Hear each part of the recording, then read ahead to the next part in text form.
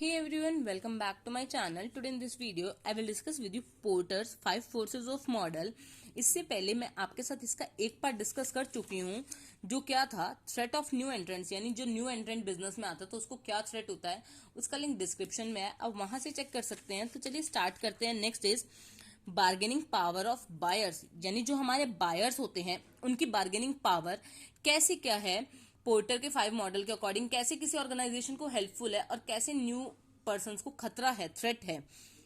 This is another method जो industries को effect करता है। बायर जो है इंडस्ट्री का, वो बहुत इंपॉर्टेंट रोल प्ले करता है कि जो हमारा बायर है उसको हमारे प्रोडक्ट की नॉलेज है या नहीं, वो अपने जो प्रोडक्ट्स है वो कहाँ से बाय कर रहा है, किस तरीके के प्रोडक्ट बाय कर रहा है।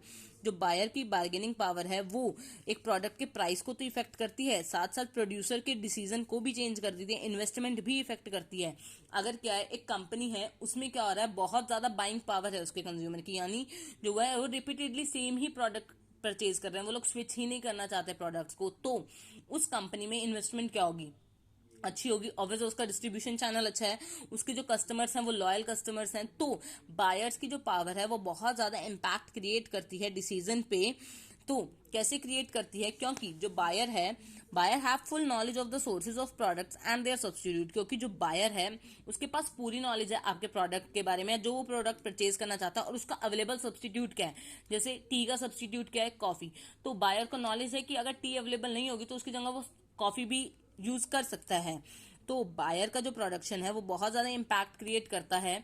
जैसे कि अगर कंपनी, लोगों को क्या करना है, लैपटॉप परचेज करना है, तो लोग लैपटॉप में एचपी भी परचेज कर सकते हैं, डेल भी परचेज कर सकते हैं, लोगो भी परचेज कर सकते हैं। तो लोगों के पास बहुत सारी वैरायटी ऑप्शन है, लोगों के पास सब्स्टिट्यूट प्रोडक्ट है। तो बायर की जो बार्गेनिंग पावर है, बायर की जो पावर है वो बहुत ज्यादा इम्पैक्ट क्रिएट करती है किसी भी इंडस्ट्री के ऊपर। वो अपनी मनी जो स्पेंड कर रहे हैं वो इंडस्ट्री प्रोडक्ट पर स्पेंड कर रहे हैं, उन बायर्स को और भी ज्यादा नॉलेज होती है। इंडस्ट्री यूनिट्स का मतलब है जो क्या करते हैं, सामान बल्क में परचेज करते हैं, तो वो भी हमारे डिसीजन को इम्पैक्ट क्रिएट करते हैं। और जो इंडस्ट्री का प्रोडक्ट है वो नेसेसिटी होता है बायर के लिए, तो बायर को क्या करना पड़ता है, फर्म्स पे कंसंट्रेशन करना पड़ता है कि बायर, हम यहाँ पे जनरली इंडस्ट्री वाले बायर्स को जो ध्यान में रख के चलेंगे। इंडस्ट्री वाले बायर्स क्या होते हैं, लिमिटेड होते हैं। इंडस्ट्रीज बड़ी बड़ी क्या होती है, लिमिटेड होती हैं, वो सामान जो परचेज करती हैं वो बल्क में परचेज करती हैं। तो बायर की जो बार्गेनिंग पावर है वो बहुत ज्यादा इंपैक्ट क्रिएट करती है किसी भी सेलर को, कि अगर रॉ मटेरियल का सप्लायर है तो वो अगर क्या करता है, उसके पास 10 बायर्स हैं खरीदने वाले, और बायर्स को पता है कि अगर ये सप्लायर सामान नहीं देगा तो दूसरा सप्लायर सामान दे देगा, सेम सामान पर उसकी क्वालिटी भी अच्छी होगी और उसका प्राइस भी ज्यादा डिफरेंशिएशन नहीं होगा। तो ये भी क्या करता है, इम्पैक्ट क्रिएट करता है।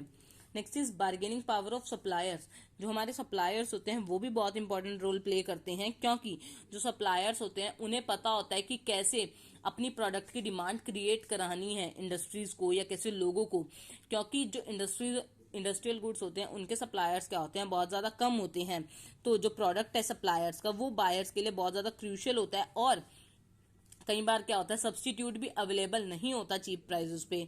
वो क्या करते हैं, अगर बायर क्या करेगा, स्विच करने की सोचेगा इस सप्लायर, जैसे A B C D 4 supplier हैं, बायर क्या करता है, always prefer B supplier for purchasing. अगर बायर क्या करेगा, अपने आप को स्विच करना चाहेगा, तो उसको स्विच करने पे क्या हो सकता है, या तो बेनिफिट भी हो सकता है या लॉस भी हो सकता है, क्योंकि उसे रिस्क टेकिंग ज्यादा वो डिसीजन लेके चलता है अपने माइंड में। क्योंकि बायर अगर स्विच करता है तो कई बार क्या होता है, सेम क्वालिटी ऑफ प्रोडक्ट नहीं अवेलेबल हो पाता, अगर same quality of product available हो रहा है तो प्राइस वो सेम नहीं मिल पाता, तो ये डिफ्रेंसिएशन हो जाता है। तो इसलिए सप्लायर की बार्गेनिंग पावर भी बहुत ज्यादा इंपॉर्टेंट है। They are more concentrated than their buyers.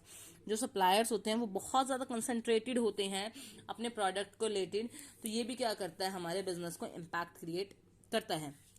हमारे राइवलरी का क्या नेचर है, राइवलरी यानी हमारे अपोनेंट का क्या नेचर है, ये पोर्टर एक्सप्लेन कर रहा है कि कॉम्पिटिटर जो है हमारे इंडस्ट्री में, राइवलरी जो है वो हमारा बिजनेस को कैसे इम्पैक्ट क्रिएट कर सकते हैं, क्या क्या इफेक्ट क्रिएट कर सकते हैं, वो हमारे लिए क्या इंपॉर्टेंट रोल प्ले करेंगे। कि अगर इंडस्ट्रीज हैं और उनका लीडर्स हैं तो वो हमारे लिए क्या है, एक कट थ्रोट कॉम्पिटिशन का रोल प्ले करेंगे। पर अगर हमारे पास क्या है, इंडस्ट्रीज हैं, उनके लीडर्स नहीं हैं, या इंडस्ट्रीज हैं तो वो इतनी हमारे लेवल की इंडस्ट्रीज नहीं है। लेवल का मतलब है यहाँ पे अगर कोई बड़ी बड़ी इंडस्ट्रीज हैं तो उनके लेवल की नहीं है, स्मॉल स्केल इंडस्ट्रीज हैं, मीडियम स्केल इंडस्ट्रीज हैं, तो उनके लिए क्या बेनिफिशियल है। इंडस्ट्रीज का अगर कोई लीडर नहीं हुआ तो वो क्या कर सकते हैं, राइवलरी इतना इंपॉर्टेंस नहीं रखता, क्योंकि वर्कर्स जो होते हैं या जो और प्रोडक्शन डिपार्टमेंट्स के लोग होते हैं या जितने भी डिपार्टमेंट्स के लोग होते हैं कंपनीज में, वो क्या करते हैं, अपने वर्क में इंक्लूड रहते हैं।